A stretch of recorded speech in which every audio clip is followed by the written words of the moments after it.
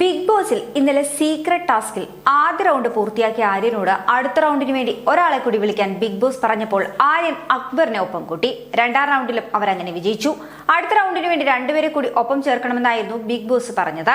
ഇത് പ്രകാരം ലക്ഷ്മിയെയും സാബ്മോനെയും ആര്യൻ ഒപ്പം കൂട്ടി. ആ റൗണ്ടും വിജയിച്ചു.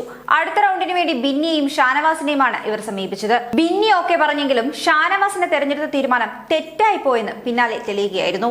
ആ ഒരു ടാസ്ക് പൊളിഞ്ഞെന്ന് വേണം പറയാൻ. ടാസ്ക് എന്താണെന്ന് മനസ്സിലാക്കാത്ത ഷാനവാസ്, ആദില, അനീഷ്, നെവിൻ എന്നിവരോടൊക്കെ ഈ ഒരു സീക്രട്ട് ടാസ്ക് നടക്കുന്ന കാര്യം അവതരിപ്പിക്കുകയായിരുന്നു.